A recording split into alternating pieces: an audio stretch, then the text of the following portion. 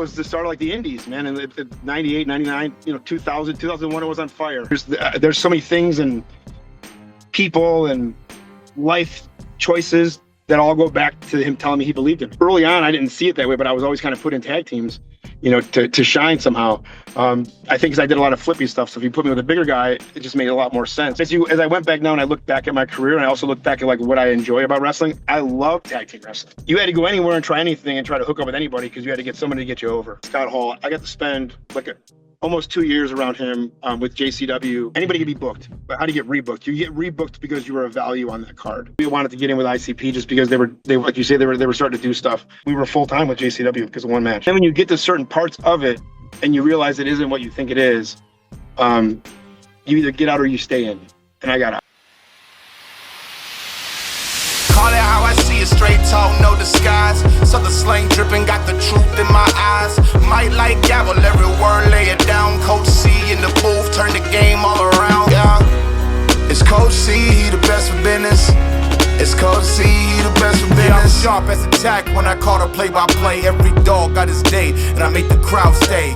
Cause every week we go live on a Wednesday. Dressing so sharp, that's a reason why your friends stay. The youngest in the game to do it, best for business. Coach C is the truth and everybody gonna witness. Love entertainment, you swear it's your destiny. Link with Coach C, we can talk about your legacy. It's Coach C, he the best for business. It's Coach C, he the best for business.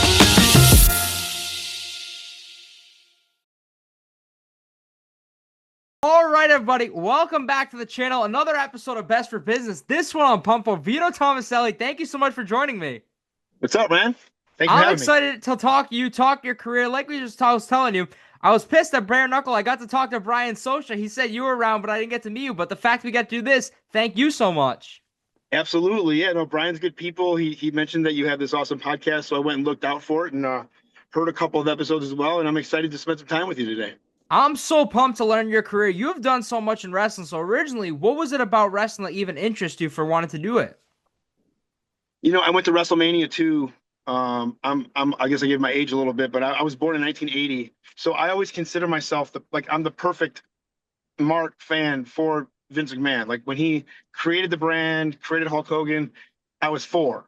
You know what I mean? So I was the start of all that. So I saw the best part of the wrestling business, and I came up in the Attitude Era and I started wrestling in 98, 99.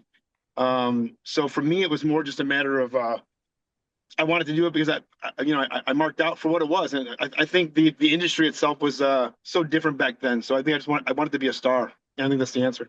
Wow. So you go to WrestleMania 2, you love pro wrestling. What's the age that you decide wrestling is going to be something that you pursue? I'm not, in my brain, it was always like there wasn't a time. I did amateur wrestling. Just because it was wrestling, I knew it wasn't the same thing, but I thought it would help, But man, I've stopped growing at 5'8", and I was 135 pounds when I graduated high school, And again, this is 98, 99. I graduated in 99, but like the industry, you weren't getting signed. Like Randy Orton was too small. You know what I mean? So it's like I didn't have a lot of opportunity there, but that didn't stop me either. I just wanted to be part of the machine, And around 2000, 2001, somewhere in there, I had messaged the WWE for the first time because I thought that I had ability at that point, And that's you had to like send him a letter and then call the number. And I talked to God, who was it? Maybe it was Terry Taylor or Kevin Kelly, maybe at the time. I don't remember. Maybe it was Kevin Kelly, and he returned my phone call, and it was like it was the coolest thing in the world to get. Hey, this is Kevin Kelly from WWE headquarters, and it was the coolest thing in the world. And at that point, I just knew that it's easier than they make it out to be, And I looked at it like a job. If you want to work at Walmart, you go fill out an application. You call them and say, "Did you get my application? When can I interview?" And wrestling I found out was the same thing, kind of all the way back then. So, at that point, I started traveling all over the country and parts of the world. Wow. So I'm curious, what is this conversation you have with Kevin Kelly? Because I know people that have reached out and they never get anything response.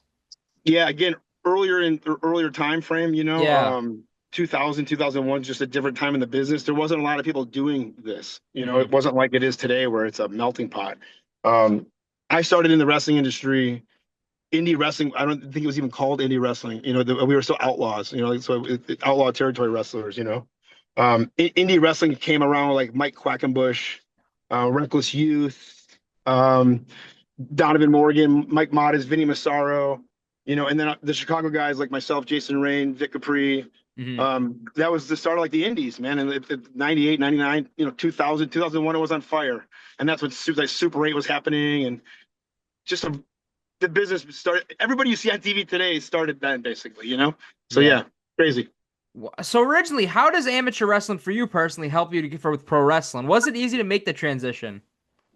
For me, it was because at Okay. the time, it was a shootier style. Remember, Kurt Angle's on top. The territory guys are fading away.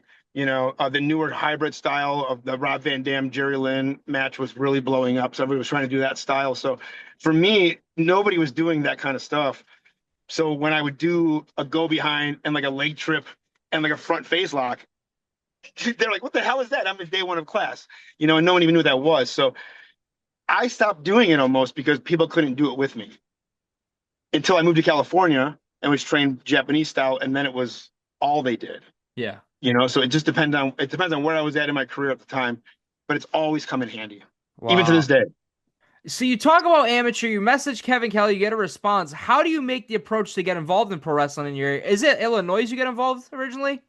Yeah, I went to high school with a guy named Mike Webb, and Mike was a wrestler. He wrestled for a company called Windy City, Hmm. Windy City Wrestling, Sam DeCero, and that was like the only thing really. And then Sonny Rogers had a school, and it was small, So at that point, he used to come to the school and just show up, like you would say, had your teachers or whatever, And I remember I saw him my junior year, and I ran up to him. He had a belt, he had like a wrestling belt, And I was always just mesmerized by it, And I remember going up to him and I was like, "Hey, man, you're wrestling." He's like, "Yeah, I'm the champ." He was a champion of something, and like I say, he had the belt. So at that point, I just kind of started following him around even more. And I used to go to his house for Raw. And then right when I turned 18, um, I signed up with Sonny Rogers. Yeah, I couldn't sign up fast enough.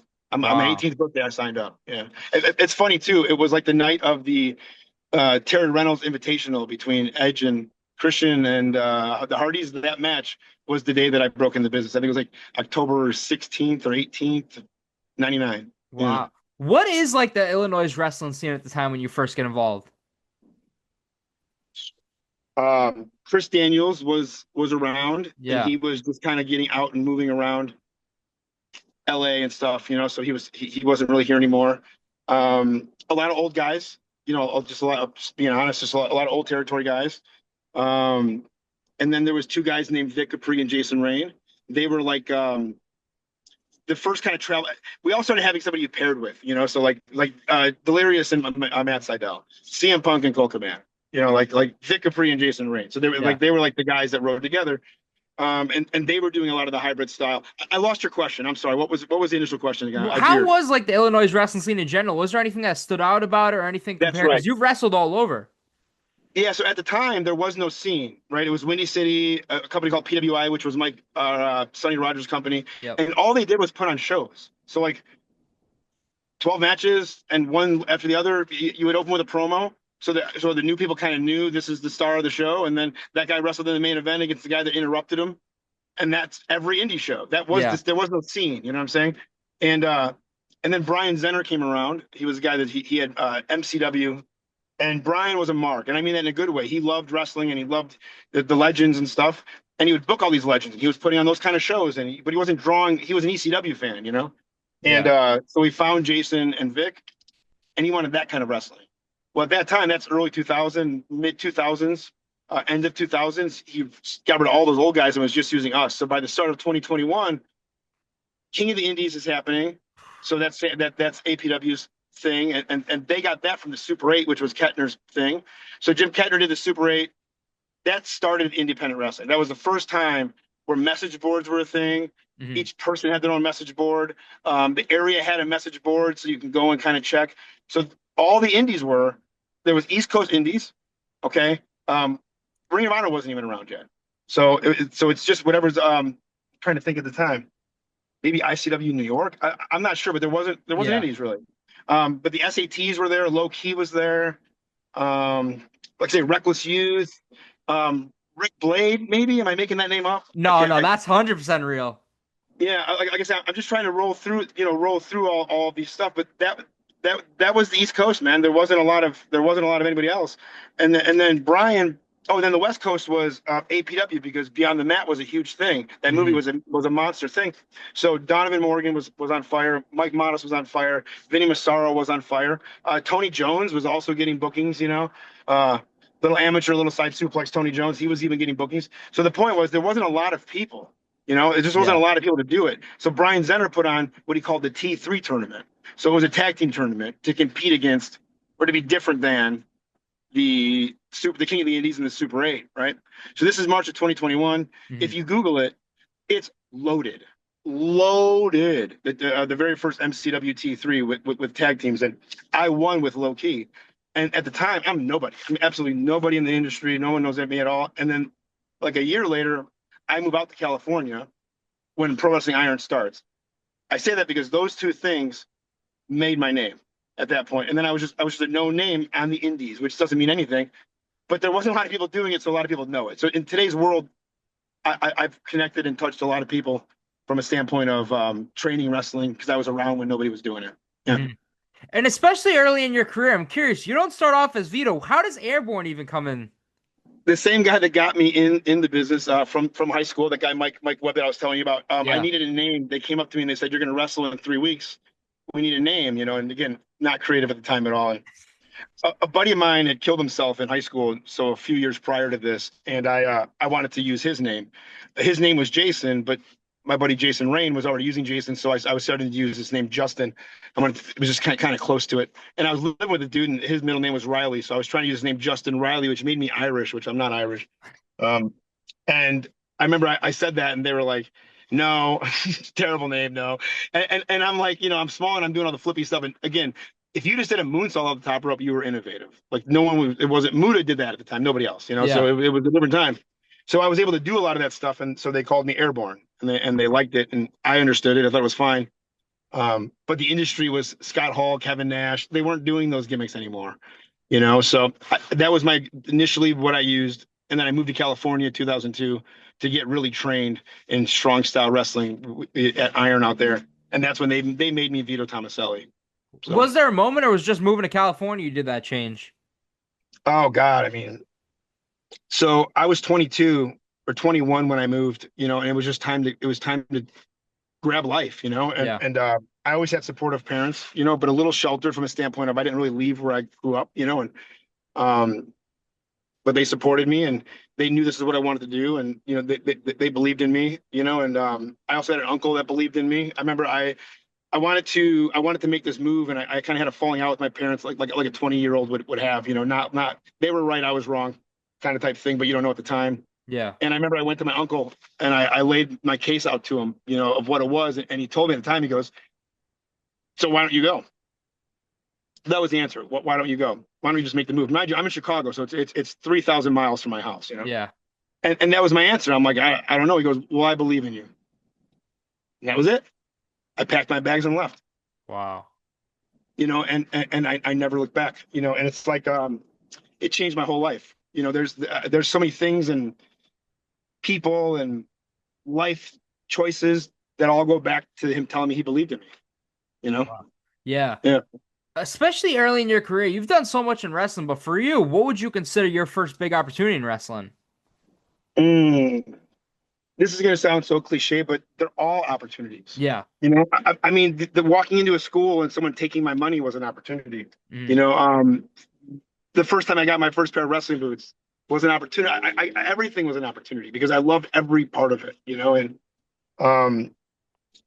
the first time that I felt like a wrestler, that I felt like what I was doing out there, like I felt like I stood, out there. Yeah. I wrestled Mike Modest, and he had just won the Noah Junior title, and they didn't give Americans those titles, And so when he was coming back over, I was one of his first title defenses, and the Japanese magazine did a whole story on it because that's how they make everything really big, Mhm. And he brought the magazine back to me and was like, "Look, man, you're in the Japanese magazine," and I was like, it was to see yourself in print. And back then, it's just different. I mean, you're on the internet today; it's just different, But in 2001 and 2000, it was like I'm in a magazine, It was cool. You're like a And superstar down there. yeah, and it felt that way, And that was a year into Iron, And the first Iron show I opened, and that year later I main evented against Mike for the GHC junior title. I just felt proud, and I felt like I belonged. And we didn't plan anything. We went out there and he called 100% of the match to me because he was my trainer and he wanted to see if I can do it. And his wife was giving birth too, so his mind was kind of scattered. And we went out there and tore the fucking house down, man. And because it's not wrestling's not the moves, it's stuff between the moves. Right. And all that stuff that you see out there and all the things you pop for and cheer for is not the stuff they're doing to get you to pop. Right. Yeah. So all of that stuff I got off on learning. And so anybody that would teach me that, those were the moments. Chris Candido taught us a lot of that when we first got to IWA Mid-South. He'd sit with us and watch our matches, and he would sit with us and say, don't do this anymore, or do this. Same with Steve Carino at PWG. This is early 2003. Sal and I first start teaming, and we have a couple of matches, and we thought we were great, and I had matching gear already. All this, and Steve watches our match, and at the end of our match, we couldn't wait to get some feedback, and walk up to him, and he goes, "Whoa, you guys are a tag team, because when you guys first tagged in and out, you didn't do a tag team move." And we stared at him like he was speaking a different language. And he's like, "You don't understand, do you?" And we're like, "No." He goes, "You're a tag team." How do they know that? Because he goes, and he touches our trunks. He goes, "Because you guys have matching gear." He goes, "That's not a tag team." He goes, "Tag teams tag. They send the guy off the ropes, double elbow. Simple." Now the crowd goes, "Oh, they do things together." And it was like a light switch went off. Yeah. And in that same time frame, Sal and I worked Crash Holly because he just got off TV, and he was best friends with Donovan in our school because he came from that area. And he came out and taught us tag team wrestling on TV. So within a month, we were learning from arguably two mental guys, two really great veteran people. Yeah. And we never really had to learn a lot more after that. Those lessons taught us everything, wow. And then we just chewed up tag team wrestling. If Sal and I lived together, if we were at home, we were watching wrestling. We didn't watch anything else. We didn't do anything else. We just didn't do it. All we did was wrestle, and all we cared about was wrestling. So, yeah, man, it's a fascinating time in life for sure. When you talk about Sal, how is the Iron Saints born originally? So I was a trainer at Iron after a period of time, and Sal was one of my first students.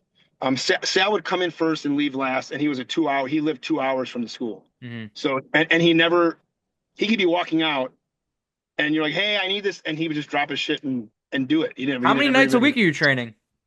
4. Wow. Yeah, 4 nights a week. If you went to this school, this was what you did. Yeah. So you could work and all the other stuff, but we're here to be wrestlers, Mm-hmm. And Sal came in to be a wrestler, and I remember we were. I used to beat the dog piss out of him, and he would just take it, and it was, and again, different time in life, but in the wrestling industry, that's how you taught people, mm-hmm. And he never, ever, ever, ever, ever complained. I can't get, and I don't mean about that. I mean about any of it, mm-hmm. and would bring insights to stuff that I didn't think about, So he would say stuff as a guy that really knew nothing about stuff, and he would say it, and it made sense. So he would say stuff about, "Hey, when we do this spot," like him and I used to do this spot where we call it the over/under, where he would clothesline and I would attack the legs. Yeah. And he goes, "Well, why don't we try it one night? We'll do it with our left arms instead, because when you do everything, you do it with your right." Yeah. And he goes, "Why don't we just do it with our left?" He goes, "Because visually, it'll just look different." And he goes, let's just try it. And I thought it was the stupidest thing in the world. I'm like, "No." And he's like, "Okay." And then I thought about it. I said, "Fuck it. Let's just do it." And we went out there and we did it. And it was such a little thing that when you go back and watch it, visually, it looks like a mistake. So as wrestling fans, when you see a mistake, you think, "Oh, they didn't do that right." And then you're like, "Okay." As long as the action doesn't stop, you get impressed by it. Right. So so we started rethinking how we do what we do out there from that one spot. So why Sal was unique is he just thought about stuff in a weird way that I didn't think about, and we would do it because we trusted each other, and it was at a time when tag team wrestling wasn't really being done, at all by anybody. Mm-hmm. How is the name the Iron Saints born? So we were, Mike Modest was a huge fan of the Boondock Saints movie at this time. He was watching it all the time, and we were at Pro Wrestling Iron, so we were the Iron Saints. And I was standing there, and I was yelling at Sal about something from the ring, down from the ring to do a spot, and the Mike's like, he's like, "Man, you guys argue like brothers," and that's when the movie popped in his head. He's like, "Oh man," he goes, "you guys should go get these little brown duster jackets." And when we first started, we had these crosses, these rosary beads, because that's, mm-hmm. If you go back, you look at the movie, it was played from that movie. Wow. So yeah, and then we just kind of took off from there. Meaning, like, we never, once we left Iron, it was more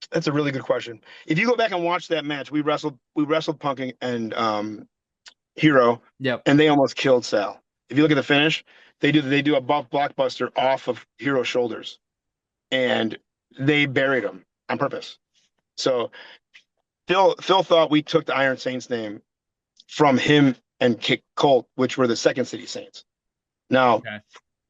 I didn't name us, but again, lost in translation. So they wanted to beat us up in that, but the thing with Sal and I, we might be smaller, man, but we're trained to fight, and even like in wrestling, we're really good at it, so we could hold your hips down and you can't really move and you could be double our size, so like we knew what we could do too. But those guys, man, once you get someone up on your shoulders and now they're inverted heading the other direction, he drops right on his head. They almost killed him. Wow. Go back and watch it. The finish of that match, they almost kill him. Wow.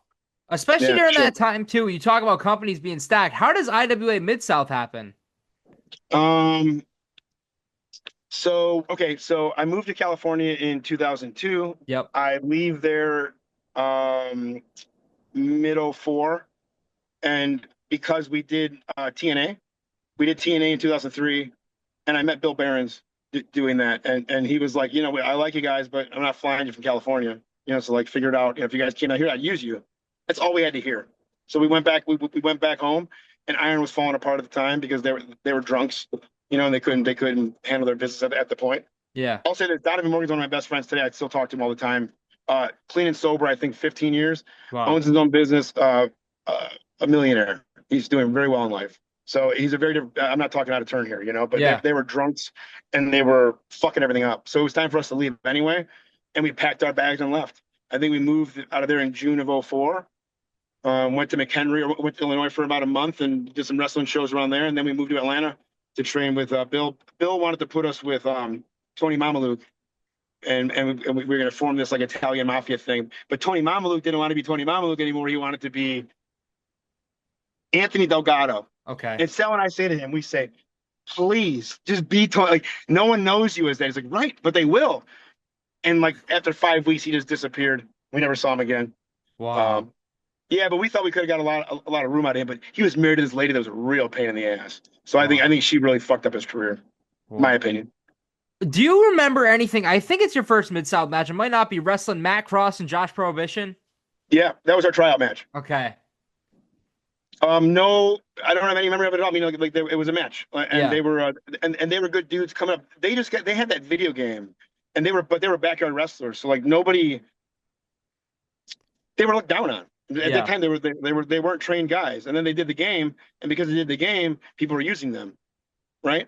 Yeah. And so they were kind of looked down on. If I'm being honest, they weren't respected. But then like a year later, they were who they are today. It was that fast because they are good guys and they are good workers, but it's just at the time they weren't respected. My recollection of it.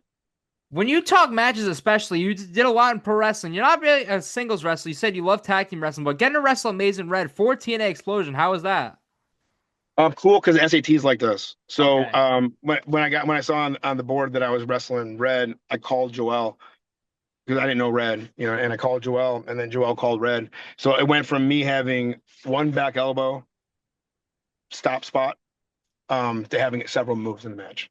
So it's who you know, absolutely who you know. And Red got yelled at for giving me that much offense. Wow. Yeah. How was the opportunity at the time, especially then NWA Wildside? Talk about it. NWA had so many different branches at that time, but Wildside was one of the more prestigious ones that they had. Wildside had a building in Cornelia, Georgia, Okay. that was a shoebox, but if you look at it, so like 2/8 of the shoebox was the locker room, and on one side of it was like your prep. So when you walked to go out through the curtain, you walked into the little secondary, little closet area, I guess is the best way to describe it. And there'd be a blue curtain to cut promos, and there'd be a camera there. When you walked in, everybody cut a promo. Yeah. So you learn how to cut promos, and then you walk to the other area, and then you walk out and wrestle. And then when you walk back, you cut another promo, and then you walk back in the locker room and change. Every single match, period. So what was good about that is you learned, cameras on, what just happened, what did you think, talk normal, right? And now sell the match. And you had to just do it like this, right? So we got really good at that from that. And so Wildside was to teach you how to wrestle on TV, without having to learn how to wrestle on TV. That was what was great about Wildside. And Bill Barron's had any Fed's number on speed dial at that point to get anybody signed. I mean, he's responsible for everybody from AJ Styles down. He got them all signed. So he was a unique person. Same with Ed Schumann. The NWA affiliate people from that time frame.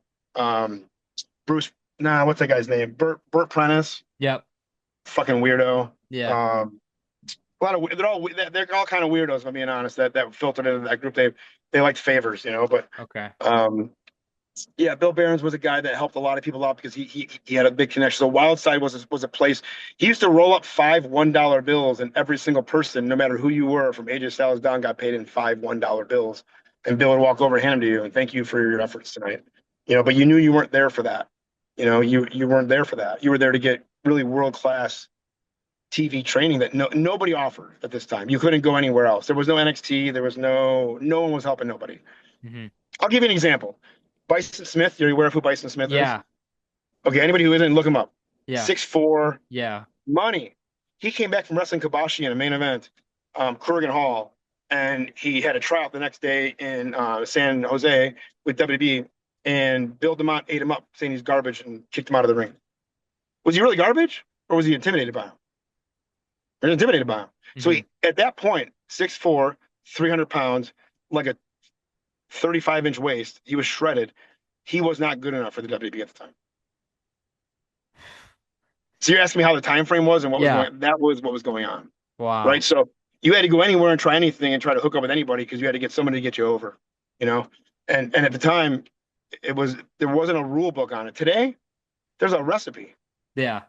It's just different. So it's just totally different. Back then, there wasn't a recipe, and if you found it, they killed you. So it's like, it's just a different world, man. But I'll tell you what, though, it was also accepting, and you could learn a lot. Like Tracy Smothers, I spent thousands of miles on the road with Tracy Smothers by accident. Trip here, trip there. JCW here. And when you're driving and you're bored, and he opens up about something, you can't teach that kind of stuff. And I can't tell you how many of those people I sat with, and learn these magic tricks, because that's what this is. These are magic tricks, and that's why today they don't. Am I talking too fast? No, you're good. I got more stories. AEW, they did a spot. This is when they first started.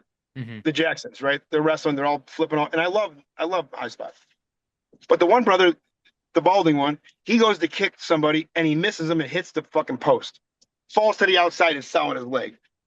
Now pause. In the 90s, he'd have been off TV for 6 months. And they would have shown him every other week going to the doctor. They'd have shown his kids crying at the school bus because his dad's fucking hurt, And then when he came back, he'd have a metal plate put in his leg. And now he did a super kick. And now he's winning world titles because he went away and learned a new hole. Right? That's the wrestling that I enjoy. Yeah. Right? As simple as that sounds. Yeah. That's wrestling. Right? No. 3 seconds, 3 minutes later, he's jumping all over the fucking place again. And I looked at it and I went like, what a wasted opportunity. So my point is, the magic tricks are gone because no one knows them anymore. That guy should have known that when he did that and that reaction happened and he fell to the outside and laid there, that he should have never got back up because we got him. Once you got him, stop. Yeah. Have you ever heard that before? Yeah. Oh, Once yeah. you got to stop. No one does that. They keep going. Do another move. Do another move. Shut up. Don't do nothing. Yeah. It's the stuff between the moves. Wow. And when they're popping, you got them. Right? Yeah, it's simple little things like that. Especially you talk about Tracy. Who else were some of the biggest mentors or people that you got to learn under? Because you got to learn from a lot of people.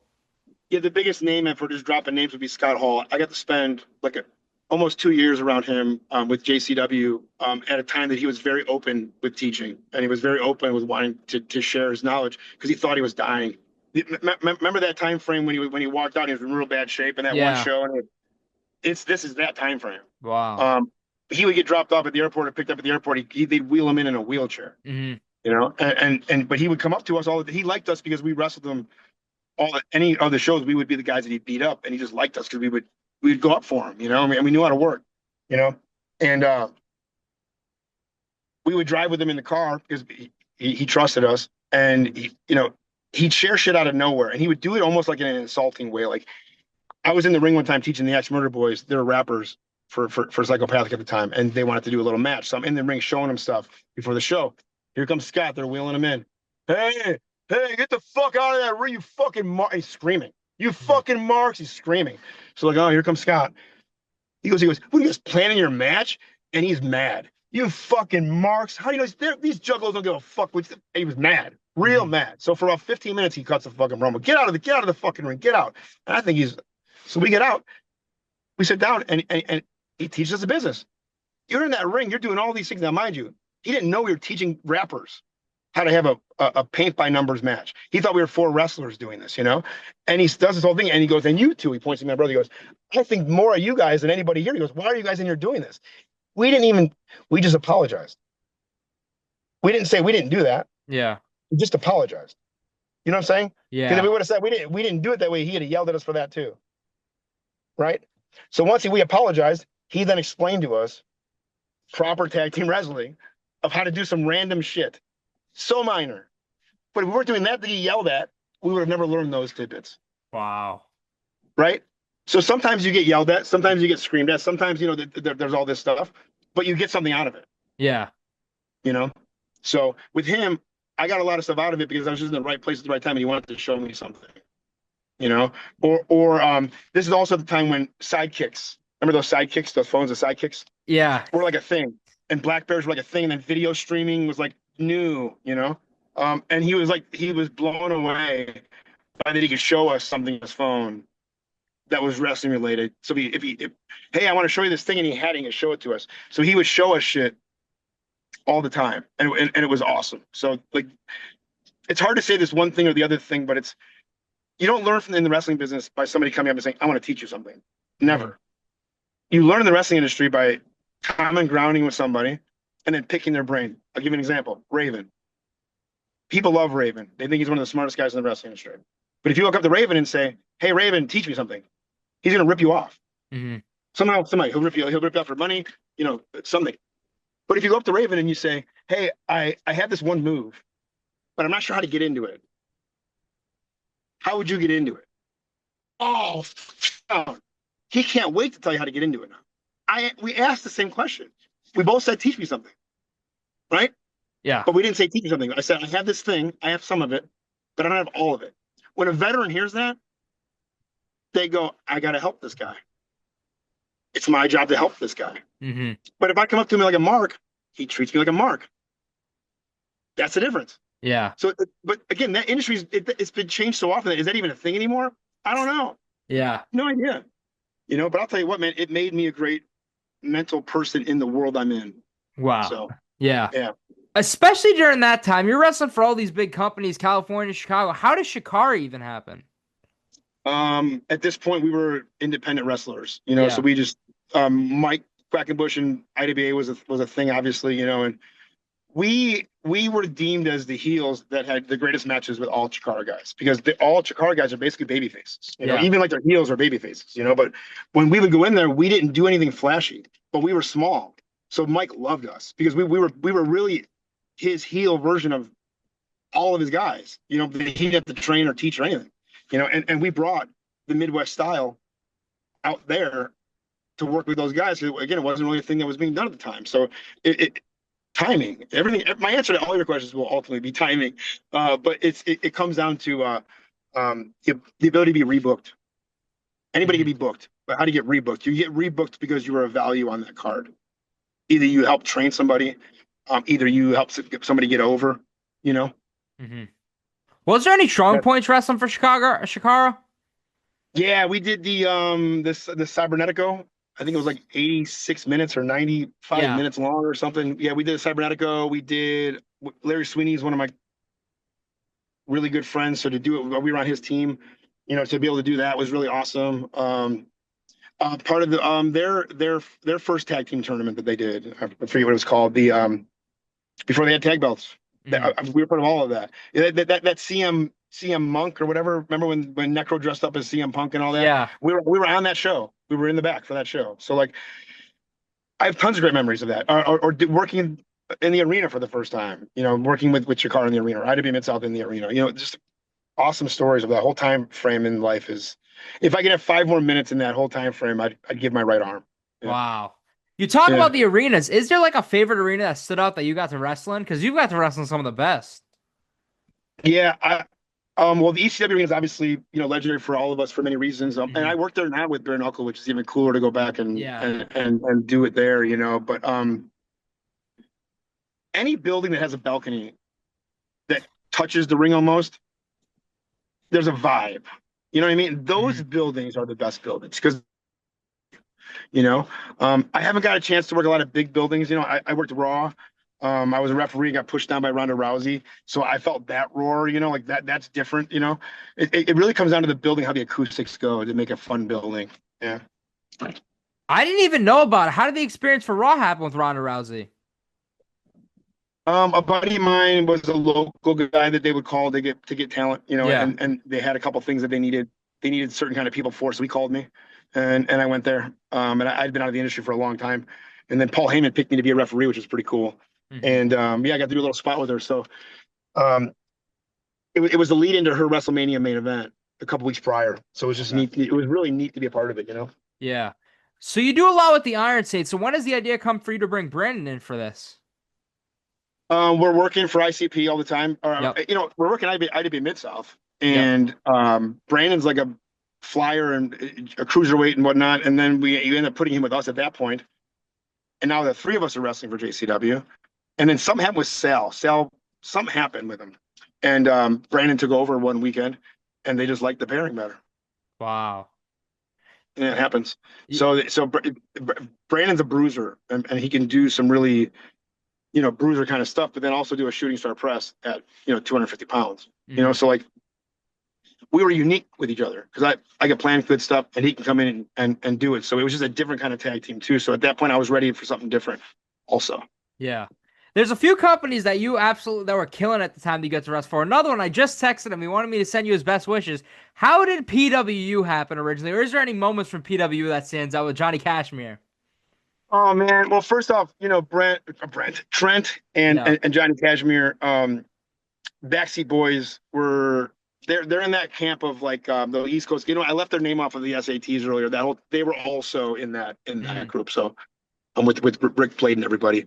The Backseats were unique, man. I think Trent, man, if drugs weren't a part of that guy's life, the career I think he would have had. I think he would have been a Shawn Michaels kind of guy. Where I think he would have gotten really over. Yeah. Really, really, really, really over. Yeah.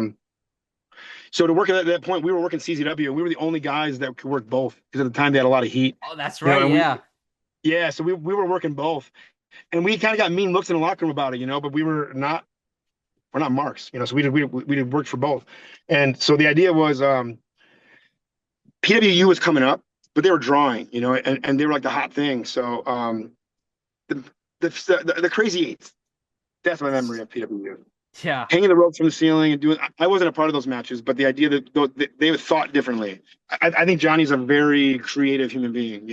Just in life, I think he's a creative person. And I think that match with Devin Moore, I think it helped put that together. Who else would have been? I'm trying to think who else would have put that together. But the long story, that's what made PWU different. They tried to do big spectacle matches, and that was definitely one of them. Nice. What about Juggalo Championship Wrestling? You did so much with them originally. How did the introduction come, and what was the experience just being with them? Because they're traveling, they're packing all the time. Like, it was an insane company to be a part of. Still is. Yeah, we got in with them in 2008. Okay. So we got in. I think we saw like their best years, with like the gathering and stuff. So what happened was Corporal Robinson was a good friend of mine, from the IWA Mid-South days, and we wanted to get in with ICP just because they were like you say they were starting to do stuff. Couldn't get in. And then a PWU show, it was a lethal lottery where they were legitimately a lethal lottery to pull out of a hat. And there's a Juggalo that's in the front row. And Corp's telling me, he goes, if this Juggalo, mind you, there's 1,000 people there. If this Juggalo gets it, he's going to tell me he wants us to wrestle. And I'm like, come on, Corp. I'm not kidding. Number 5, 6, 8, it's me. It's this fucking Juggalo. Yeah. It's me. He walks up and he goes, I want Corp and the Thomasellis and Val and Jay. Okay. So we get the match. We go in the back. We start putting the match together. Now, this time, I'm on top of my game of putting matches together and doing it. And we were wrestling every night. We were all, so we knew what we were doing. So we lay out the finish, like as far as how we're going to get there. And then we start putting the structure together. Well, all we really had planned was like the beginning. And they walk up and they go, you guys are on first. they picked our name first, so that's how they do Lethal Lottery. So Violent J, white face paint and all, goes white because he doesn't know what we're going to do yet, and he's not a seasoned wrestler. And he doesn't want to look stupid. So I look at Corp and Tony. They also were like, what do you want to do? I said, let's just do with the open, that stuff we just planned. That's the finish, and we'll go into our finish with that, and let's go out there and we'll just call it. I said, okay. Violent J goes, I don't want to just call it. I said, we're just going to call it. We'll just call it. And Corp looks at me and goes, they got you. They'll be fine. And he didn't trust us at all. I don't blame. He didn't know us, So we go out there, man, and we had heat, just mad heat. And we get on him, and we're doing pro wrestling. No move. It's just pro wrestling, Yeah. And I remember we're working with him, and he was like, "You guys are fucking awesome," and that's all I had to hear, and from that guy too. So we do this match, and we tell him to flip off the top rope onto us on the outside, and he was terrified to do it, but he goes up there and does it. And we find out later he was told not to do that kind of shit because he's on tour, But we caught him and we took him lightly to the ground. And when we get in the back, he goes, "Where the fuck have you guys been?" He goes, "You guys are booked on every one of my shows moving forward." He goes, "You guys saved my life out there." And he couldn't believe that we were able to work the way that we worked. So he took us on the road. After that show, we were full time with JCW because of one match. Wow. What was it like being on the road with JCW? It was awesome. We were in Shaggy's bus. They both have their own bus. Okay. Violent J had his family with him on his bus and Corp. So that was like a family bus. And then we were on Shaggy's bus. So it was always fun, man. We had airsoft guns, and we have airsoft wars. If you were sleeping, you get shot up. It was violent. The buses were violent. One guy we shaved our pubes and glued him onto his fucking head. Wow. Glued him onto his face. Yeah, DJ Clay was on there too. He was really cool. DJ Clay was really great. I got to go to an ICP show, Halloween Wicked, this last year. I brought a buddy of mine, and I'm on stage for the Fago Armageddon thing where they blow a Fago over it, and DJ Clay turns around. He's like, "Vito?" I haven't seen him in like 10 years, and now I'm on stage standing by him, and it was cool to see him again. ICP in that whole time frame, man, was awesome. 5 years, we spent 5 years with him. So, wow. And then when we lost the belts. You mentioned originally learning from Scott Hall. For you guys wrestling the Outsiders, how was the experience? And at the time, you talked about you wrestled a lot of guys that were like your size and things like that. So wrestling guys too much bigger than you. How was that? Yeah, I don't think we were their last match, but we were pretty close to one of their last tag team matches because they didn't have a lot of tag team matches, And yeah, again, we had worked with Scott Hall so many times at that point that when Scott Hall got out of the vehicle because they got to bust you into the gathering. Nash gets out behind him and he goes, "Hey, these are the guys that I was telling you about." Again, stuff you love to hear, when you got to work with these guys. And he looks at us and looks us up and down. And we are half his fucking size. Yeah. Half his size. He goes, "I'm not even going to put my singlet on for this match." And then you kind of fucking jerk off, you know what I mean? He's making fun of you, And Scott told me, he goes, "No, man, trust me, they're going to be fine. They're going to be fine." We don't even talk to them like about what we're going to do or how we're going to do it or anything else. And we walk out there and we square up and again, seasoned guys with probably the most seasoned guys in the fucking world at this point. And we just start working. I'm half the size of Kevin Nash, so I put my hand in the air for the test of strength. I'm not supposed to lead the match. He's the veteran. He's supposed to lead the match, but I'm the heel. So I started leading the match, and he went with it. Worked it a little bit. I grabbed it. I walked up the ropes. He let me go. I fell on my fucking face. We just started working, right? He puts me in like the abdominal stretch, and he went to tag out to Scott, and he goes, "You were right about these dudes." And he tagged out to him. It's easier than everybody makes it out to be, man. Yeah. Right? It isn't about the moves, it's stuff between the moves. I forgot your question, but there's no, it was just wrestling the Outsiders in general and having one of their last matches. Dude. Yeah, just that. Like I say, when you're in there with legends, we're in the corner and Nash is doing the back elbow, puts up the big boot. And I know what's next. I got to feed out for the Scott Hall clothesline. I've seen a million of their matches. So he does it and he puts the boot and he feeds it and he goes feed out the Hall. And it was like, okay, fuck, okay, cool. Yeah. 14-year-old me wanted this. So at those are the moments that you reflect. In the time you're just doing it. You're out there, you're working, you're doing it. But to look back now, man, they're in a class all of their own, dude. They're in anybody's top 10. Yeah. So yeah. Especially at Juggalo Championship Wrestling. Are you guys the Iron States or do you become the haters there? We're the we're the Thomaselli brothers. Okay. It's Brandon and I. And then Paulie's name is Brandon. Shoot's name is Brandon, but we called him Paulie. Like my grandfather's name was Paulie, so we called him Paulie. And we were on the road with them, and we used to. I'm really good at making fun of people, and then you start coming back, and I can cut you up. I'll fuck you up. I'm good at insults and I'm quick. And we would get Jay laughing all the time. He's like, you guys are fucking haters, man. You guys are fucking absolute haters. And the next day he walked up, he's like, everybody has that friend that you walk up to him and you go, hey, I got concert tickets. And they go, oh, where are you sitting? And you go, oh, I'm sitting over here. They go, oh, that's too far away from the stage. And you go, no, I'm down in the pit right in front of the stage. And they go, ew, too close to the stage. He goes, that's you guys. He goes, just shit on everything. He goes, just because he goes, you have an opinion for it, just shit on everything. So we ended up in Worcester, Mass. And he gave us an open mic. And I cut about a 5-minute long promo. And they were throwing shit at me. The whole ring was full of shit. They fucking hated us. And we get in the back and he goes, yep, that's the gimmick. And then we rented a hotel room. We were on the road. We rented a hotel room, and he filmed a video. If you go to it's on one of the Slam TVs. And they gave us the gimmick. They went and bought us jumpsuits and masks, and they made us our own entrance music and shit. It was Val and Jay and one of the Axe Murder Boys doing the lyrics. It was cool. Wow. We felt like stars. It felt like we belonged. Is there a match from Juggalo that stands out? Because you were tag champ for a minute, 2 reigns I think you had, and like 500 days plus I want to say you have. Is there like a match from any of the reigns or even the time in Juggalo that stands out? Yeah, we on the Happy Days tour, we got to go city to city and wrestle everybody all over the place. And initially, Alan Jay wanted us he didn't want us to take any offense on us at all. He wanted us just to beat the guys up. Mm-hmm. And then we kept telling him, we're like, but your fans like good matches. Like, why are we doing this? He goes, because you're our stars. He goes, I'm not taking you guys around the country to have people beat you up. Like, that doesn't make any fucking, like he's truly about making you a star. Yeah. So if you're gonna spend money on you, you got to make you a star. So we developed the Ring Riders with him. And we put Dave and Jake Christ in it because we loved working with those guys. Yeah. So we had a match in Ohio before they were to show Jay who they were. And he was blown away, dude. I mean, he used them for obviously after the fact, blown away. And we get in the back and he goes, okay, the rest of the tour, do whatever you guys want to do. Book whoever you want to book. So I booked the rest of the tour. And he let me do whatever the fuck I wanted to do. And at the end of the tour, he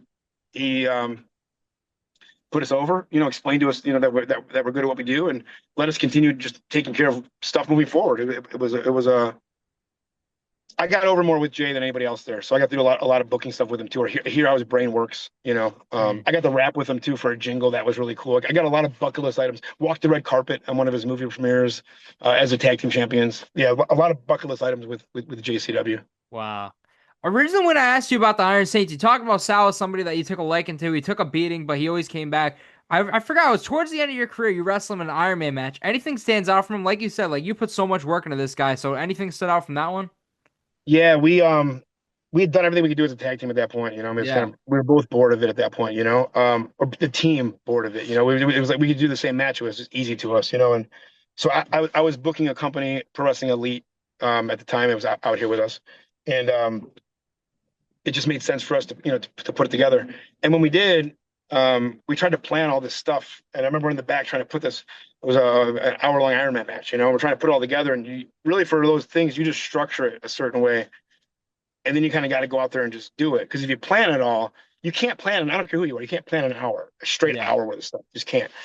So we started putting this together and trying this or saying that. Remember, Sal looks at me. He's like, "Man, you want to just go out there and call?" This is confusing. We were just confused trying to make sense of it all. Yeah. So that Iron Man match that we had, I think it's online too. We didn't plan a thing. We went out there and worked and just called it, and we ended up doing like 5 falls to 4 falls or something. Again, we didn't plan that either. In the back, we had talked about doing just one fall at the very end, with like 3 seconds remaining. What was going to happen was he was going to give me his finisher.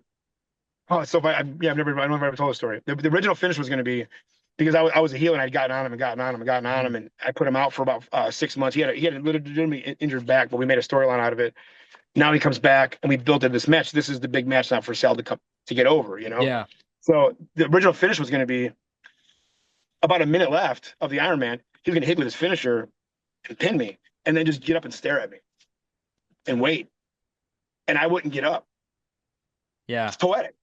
Because all the other matches you see, it's down to the last finish, or 1, 2, ding, ding, ding, ding. Oh no, the match couldn't fit. They're all that. But we thought, because where the heat was, and as a brother, he pinned me once, and then the very, very end of it, he's gonna blow a snot rocket on me. Like, fuck you, you piece of fucking shit. What was his finish? He did a cradle. It's hard to explain, but you go under the leg like a cattle, like, remember cattle mutilation or like the head under the leg. I can't think of who used to do it, but and then he hooks the head with it, and he does like a perfect plex. So Okay. your Yeah. legs under his head, and he would do like a perfect plex. But he did it on the top rope to me. Okay. And that was that was going to be the finish. And then he'd get up, and then people would count, and the guy would count, and then Sal would do the snot rocket with like 15 seconds remaining, and would just leave the ring. So the actual finish would happen with me being in the middle, out, and he already almost be completely gone. And at the 15 or at the 1 second mark, he turned back from the curtain and just looked back and give me like the fuck you, and move on. And that was going to be the end of the storyline. And then we started putting this match together, and it just didn't work the same way when we were out there, because we felt it. We started doing these things and doing these moves, and when you hit a certain move and you hear a certain reaction, we had to go home because we felt it. Mm-hmm. So then by the time we got to the finish, we just changed it out there.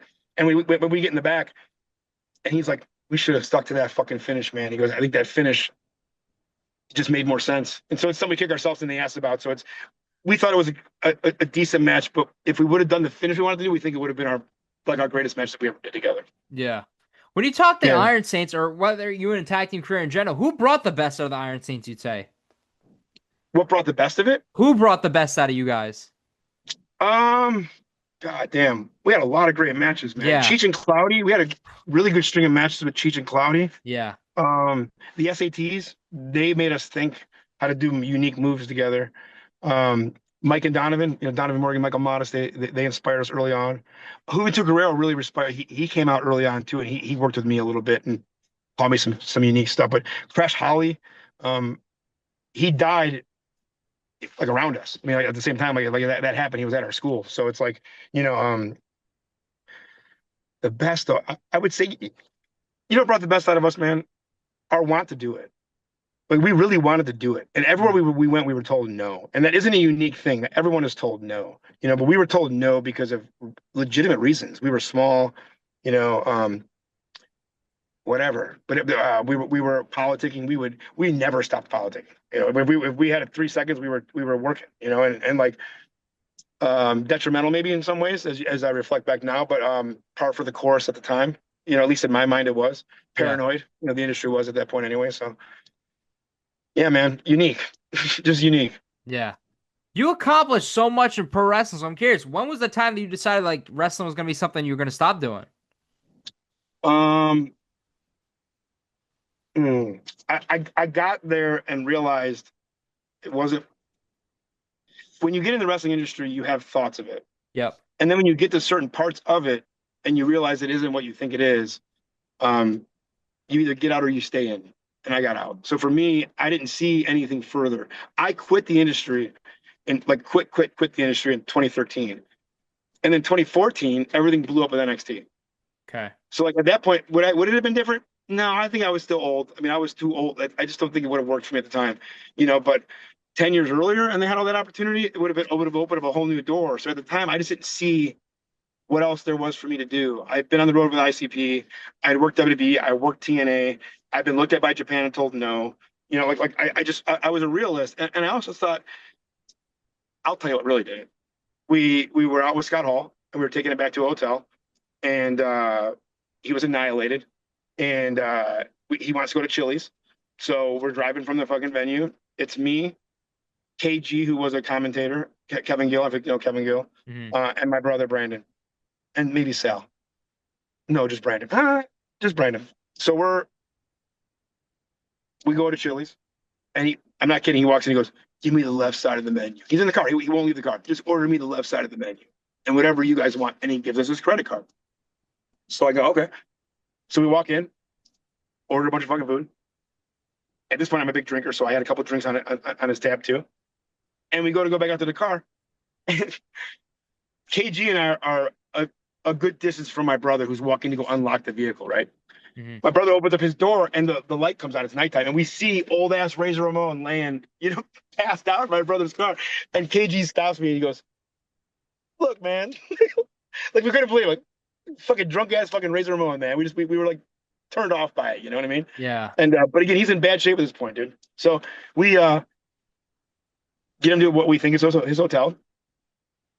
Go inside, get a wheelchair from the hotel, come back out to the car, get him in the wheelchair, get his 5 fucking containers of all of his left side of the menu, and we walk into the hotel. He's not staying here. No, wrong hotel. Okay, get back in the car. We're in a hotel parking lot, basically. Now we Yeah. go to the next Holiday Inn. Nope, he's not staying here. Go to the next one. This one let us keep the fucking the wheelchair. The third hotel, we finally find his hotel. So now we get him up to his room, set his shit on the bed, and we're like, all right, man, good night. And he goes, no, guys, come here. I want to talk to you for a second. So he puts his arms around all three of us and like pulls us in. He's a massive dude. Yeah. He pulls us in and starts crying. He signed fucking autographs at the mall and bawling his eyes out that he signs autographs at a mall. And we're like, okay, man, it's okay, Scott. Okay, fine, man. Here's your food, and sits on his bed, eating French fries, and he's crying, eating French fries. And we leave him. I got in the car and I said, if that guy's sad, I don't want to do this. Wow. If he can't figure it out, I don't want to do this. And again, he's one person. He's one person's mistakes. I mean, you really look at it, a lot of guys figured it out, right? He couldn't. He was a drug addict, right? But I just looked at it and I went, this industry isn't about making good people, right? And their class wasn't about that at all. And at this point in life, I wanted kids. I'm 31, 32, 33. It's not fun anymore. Yeah. And going back to Philly for my 98th match in the arena wasn't fun anymore. Coming around, putting matches together, and us thinking about how we're going to do it wasn't fun anymore. So when I lost the JCW tag belts the last time, I said I was done. My brother and I had one show we had booked in Chicago, and I walk in this locker room. I hadn't done indies in a long time at this point, and I'm in my first indie, and I'm sitting in this locker room, and I'm putting my shit on, and I'm looking around the locker room, my back in the corner. It's all marks. And I'm like, where the fuck are the boys? Yeah. Where the fuck are the boys? Where are the boys? Where are the boys? And I started like, it was like an eye-opening moment. Like when you walk out of like a strip club in the morning and it's like sunny outside, like, holy fuck, where? It was like that. It was like a coming to Jesus meeting with myself. Yeah. And I at the time Osiris is there, Congo Kong, the Congo Kong or whatever, and he's sitting there too, and I go, man, what happened to the fucking wrestling industry? He's like, dude, calm down. He's like, it's not a big deal. Like, calm down. We're getting paid. Get out of here. We're getting paid. And I got in the car that night. I told my brother, I said, this is it. I'm not doing it anymore. Wow. And I quit. Yeah. So what's the last match you have? Oh, I felt embarrassed being there. You felt embarrassed that like the business changed in that aspect, or like? I felt embarrassed that I'm on this show. Okay. And again, not that I'm so great. It's because this is not wrestling. Okay.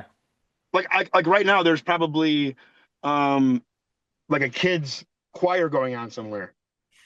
And if they had a ring, I can go wrestle at that. Why would I? Yeah.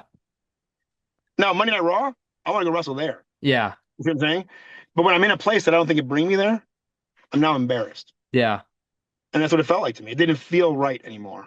And I told myself that when I'm the old guy kicking rocks around, saying how bad the business is, it was time to get up. One thing I won't do is ruin it for everybody else. Okay. Right? The industry is a large cookie. I tell everybody this, that spins and spins and spins. And as it spins, it fills the holes that you pull from it. Bite, chomp, bite. You're tired of the business. You're full. Sit down. That cookie's not going to stop. Go do something else. You want to do it again? It's still there for you. But every single time you leave and come back, you've lost something. You just lost something.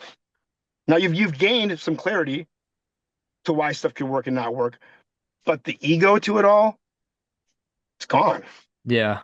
You mentioned this tag team match in Chicago. Is this the last ever match you have? Because like you said before this, you didn't wrestle for, was it a few years? Yeah, I had before that last match, I only wrestled JCW because we were on the road all the time and I didn't want to work indies, They were very different at the time. They were gross. There was nothing happening, So, no, I quit then, and then I came back and I did a show in 2019. ICP had a 20-year anniversary of the gathering, and they brought back legends, if you will. And so I thought that was the right opportunity. And then a guy died in 2022 that I knew really well, and I had a really good match with in my career, and felt right to wrestle on that.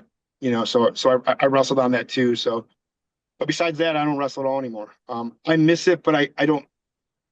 It doesn't exist in the form that I know it is today. Okay. So even if I wanted to do it, I couldn't do it anymore. Yeah. Yeah. So is this match in 2022 going to be the last ever match you have? Because as you know, in pro wrestling, retirements, they don't really exist. Yeah, no. I always say this, man. I'm always open to something, but I'm 45 and no one knows who the fuck I am anymore. So it doesn't matter. There's no value to like I also want to get paid to do it. Yeah. Like, you got to have a name value to get paid to do it. You know what I Yeah. mean? So, with the clowns, we make $400 or $500. So like to go wrestle for $10 doesn't sound fun. But to ask for 400 or 500, I know I can't. So it's Yeah. that's why it's weird. It's weird. Yeah, I wish it was what it used to be. Because I'll tell you, how old are you? 20. Yeah, you missed out. You missed all the fun Yeah. stuff. But like, even though I was It's sitting there weird. talking to Brian at Bare Knuckle, he told me you work for Bare Knuckle. I couldn't believe it. Like, you still have name value. Like, I'm 20 and I still know about you. So you knew about me before Brian mentioned, or Oh, you just knew yeah. me before Brian? Oh, right. Well, so how would you even know? Were you just a fan of indies from way back in the day? PWG, like yeah, PWG, the Indies. Like, I was playing a game on my computer the other day, old school booking game. I said it's 2004, and you're in there for PWG. Like, it's nuts. Are you kidding me? That's I'll send you great. the picture right after this. Oh, please do. Yeah, that's awesome. That's what I mean. I was in it at a unique time that I don't know. I don't know all the people that I have in some weird ways. I love that, and I never anybody that says they get sick of hearing that, they're lying to you. But like, even like I was telling you, like I was talking to Johnny Cashmere, like PWU, I used to watch all that stuff. I go back and watch it nowadays, but even in the class, like the fact that I got to have a conversation with you, man, I appreciate you. Hell yeah. I would love to work Johnny's. I know Johnny has some shows coming up. So Johnny, if you're listening, I would love to work one of those. I'd come out for something like that. I would absolutely do that. I'm curious for you. You talk about everything you did in wrestling. How do you transition and get involved with Bare Knuckle? Both have physicality, but completely different aspects. So how do you get involved with Bare Knuckle? I quit the wrestling industry, like I said, in 2013, Yep. and I was married, started having kids. And the world gets really quiet when you get out of the entertainment business, and for me, it was fine. I didn't look back and go, man, I thought I did great.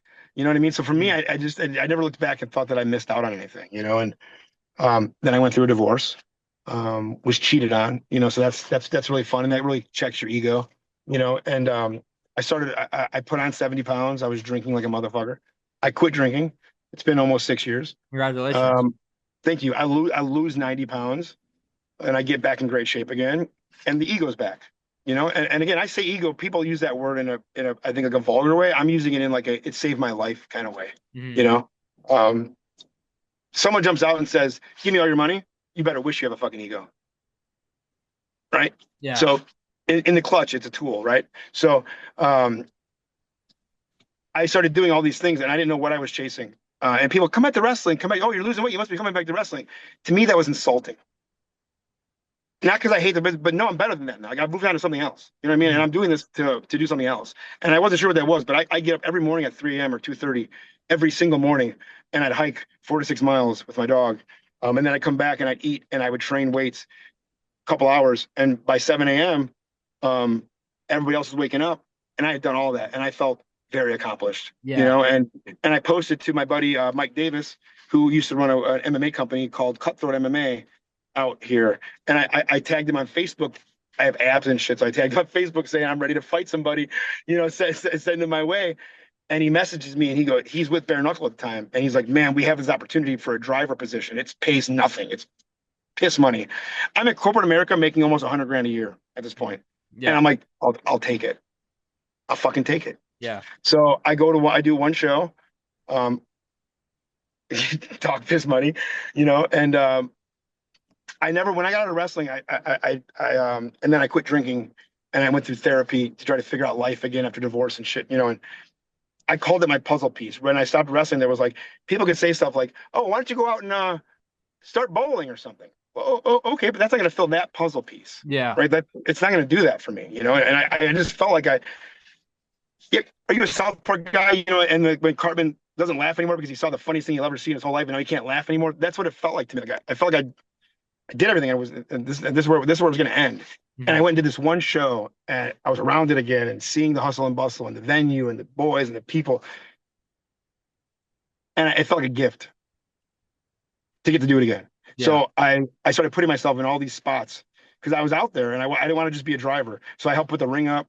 I helped with roll camera equipment out if they needed it. I would clean the hotel rooms if they wanted me to. I didn't care what the fuck. I would put myself. I wouldn't disappear. I was constantly seen at all of Bare Knuckle events because I was already going to be there anyway, And my job only required me picking people up at the airport, so I had a lot of free time.